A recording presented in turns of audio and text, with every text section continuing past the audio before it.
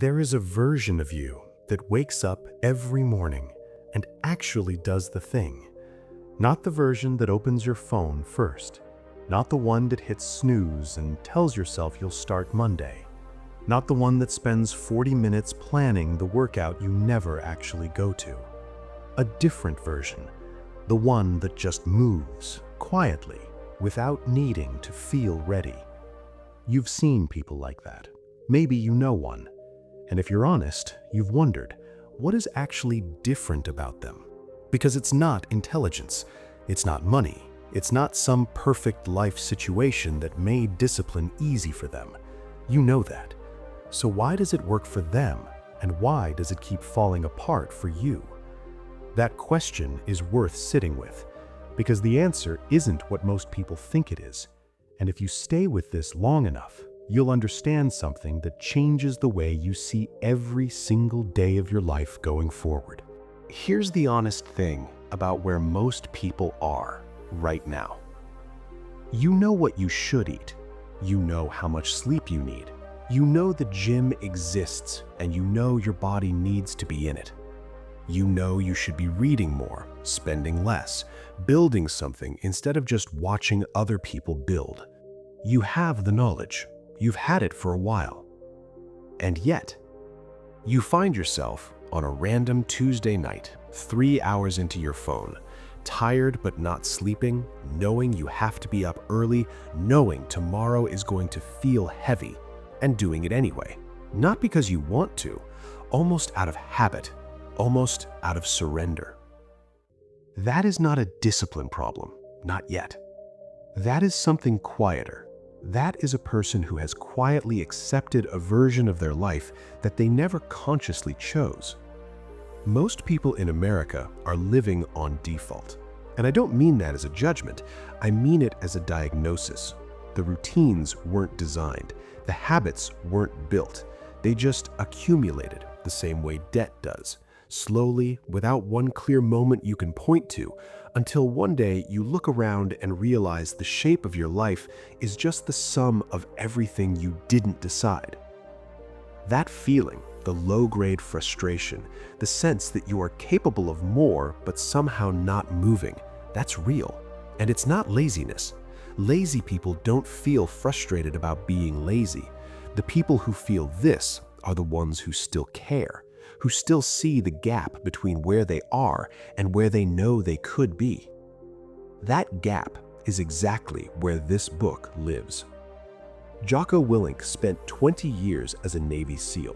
He commanded one of the most decorated special operations units in the Iraq War. He's the kind of person who wakes up before 4:30 in the morning every single day and posts a picture of his watch just to start the clock.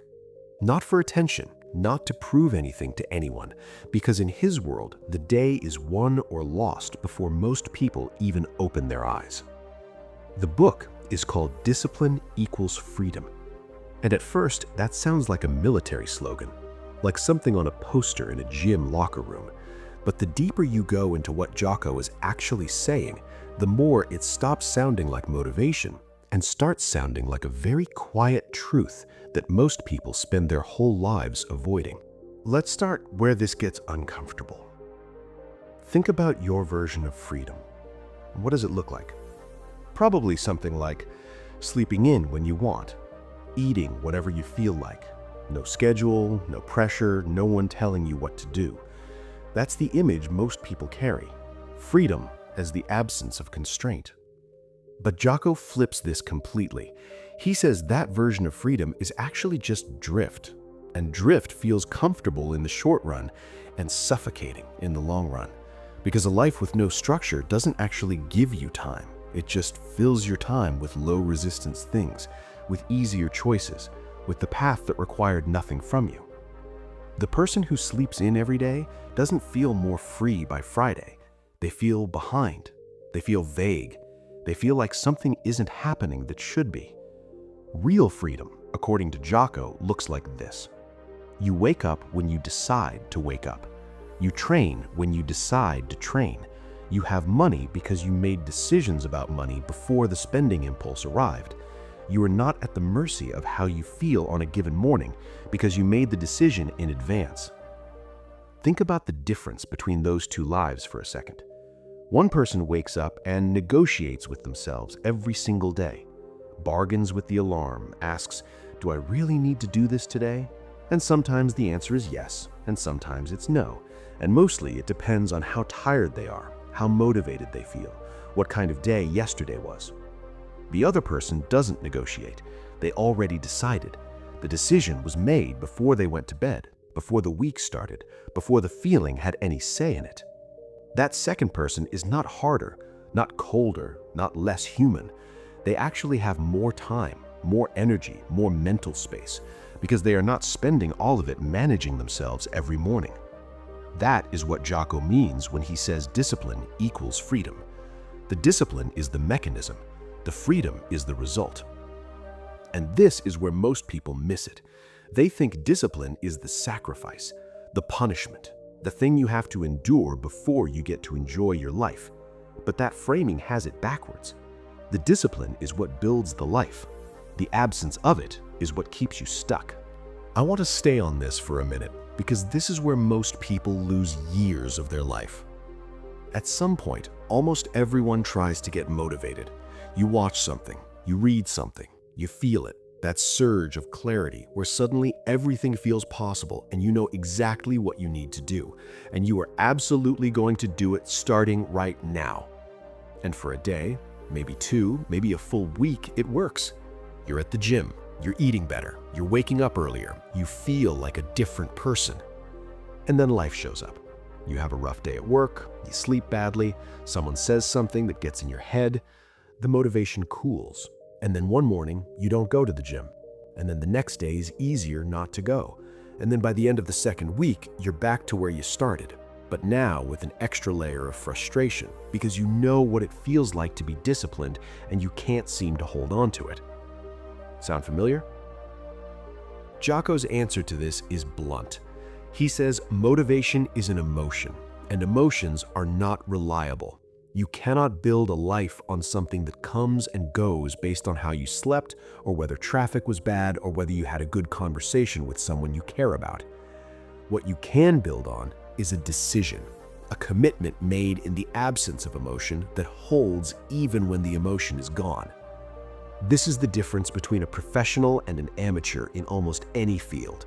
Not talent, not resources, whether they show up when they don't feel like it. A professional writer doesn't write when inspiration comes.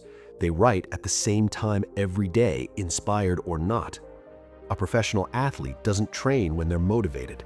They train whether they're sore or exhausted or coming off a loss, because the training schedule doesn't ask how they feel about it. Most people are waiting to feel ready. And the thing Jocko understands that most people never really internalize is that the feeling of readiness comes after you start, not before. You do not feel like going to the gym and then decide to go. You go, and halfway through the first set, the feeling catches up to you. You do not feel confident and then start the project. You start the project and confidence builds from the reps you put in. Waiting for the feeling is the trap, and almost everyone is in it.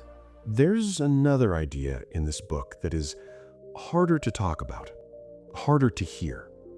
Jocko calls it extreme ownership. And on the surface, it sounds straightforward. Take responsibility for your life.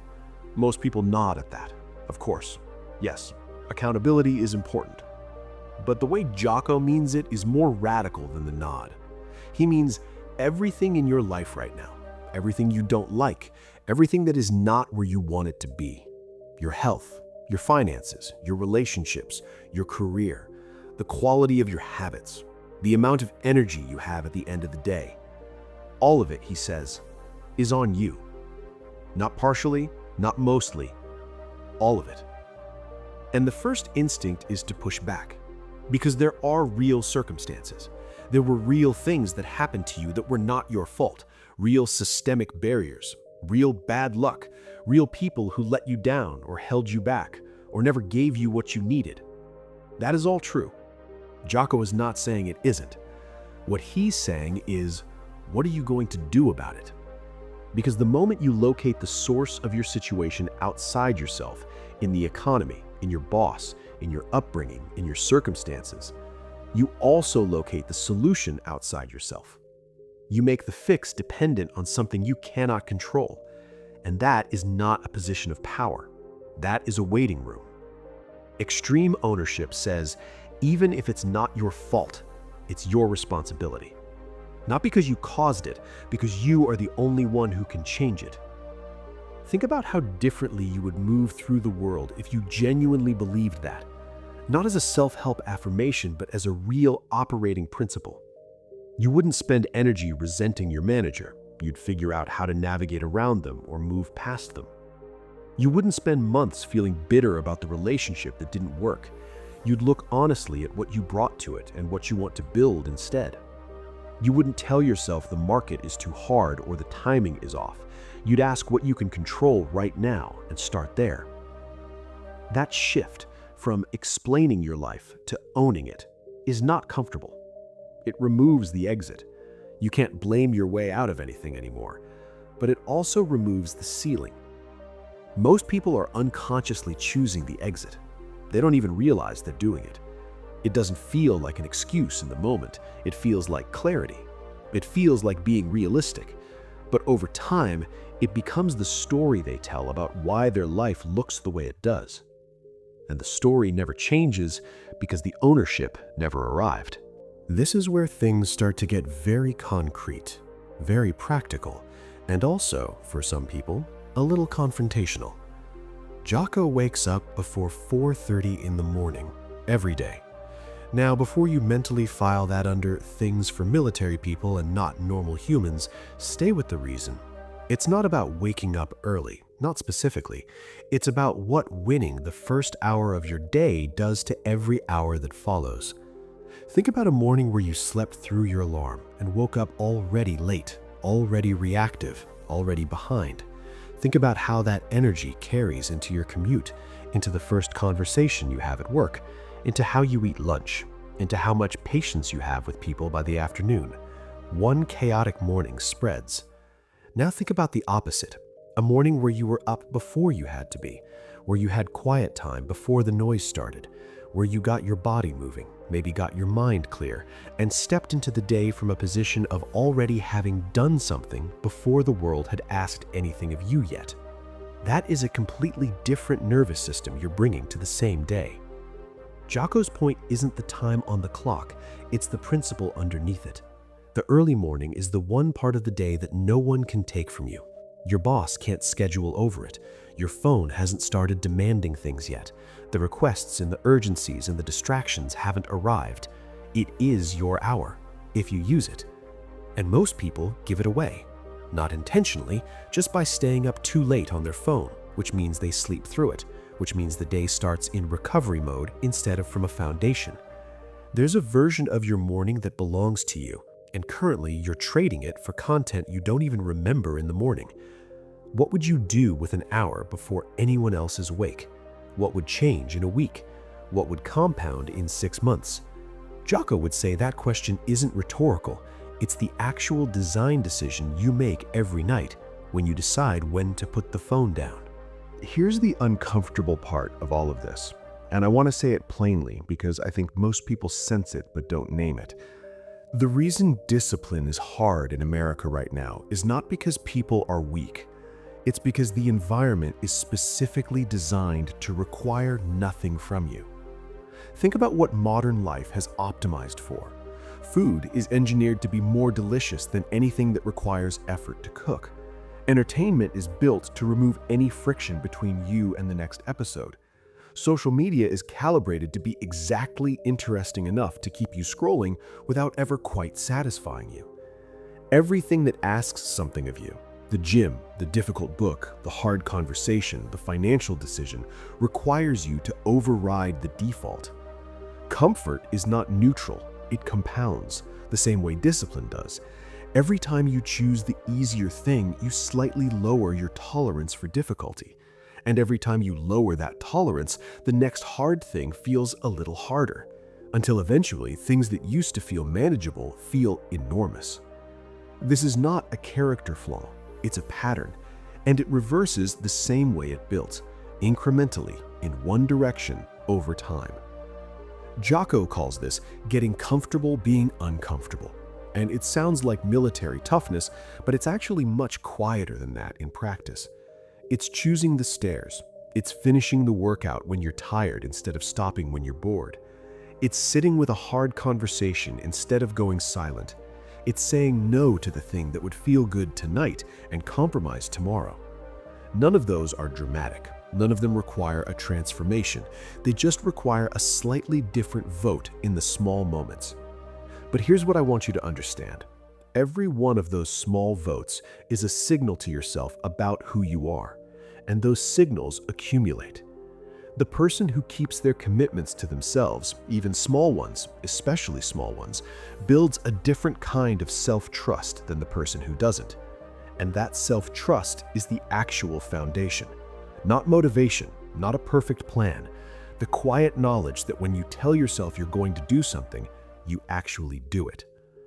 Most people have eroded that trust in themselves over years of broken self-promises, and they don't even fully recognize it. They just feel a vague sense of not quite believing in themselves when things get hard. That is recoverable, but it is built exactly the way it was lost, one small kept promise at a time. So let's step back and look at the full picture. There is a version of your life where you wake up every day and react to it, where your habits were never decided but just accumulated, where discipline feels like something you have to muster, and motivation comes and goes, and your sense of control over your own direction is fragile, where you know what you should be doing and can't quite seem to do it consistently, and where, quietly, beneath the busyness and the scrolling and the planning, there is a frustration you carry, not loud, not dramatic, just the low hum of a person who knows the gap. And there is a different version, not a perfect version, not an invincible version, a version that wakes up with intention, that doesn't negotiate with the alarm, doesn't wait to feel ready, doesn't outsource the quality of the day to the weather or the mood or what happened yesterday. A version that owns the morning before the world can take it, that keeps commitments quietly without an audience, that takes responsibility not because life was fair, but because waiting for fairness is a position with no exit. The gap between those two versions is not talent. It is not some innate quality you either have or don't. It is a series of decisions, many of them made in advance, most of them made in private, almost none of them dramatic. This is what Jocko means by discipline equals freedom. Not discipline as punishment, not freedom as chaos. Discipline as the daily architecture of a life you actually chose. Freedom as what that architecture produces: time, energy, options, direction, and the rare, quiet confidence of someone who has learned to trust themselves. The people you see who seem to move through life with that quality, you thought it was circumstance or luck or some personality trait they were born with. It wasn't. It was the compound interest of enough small decisions going in the same direction for long enough. Now for the real question, the one I planted at the beginning.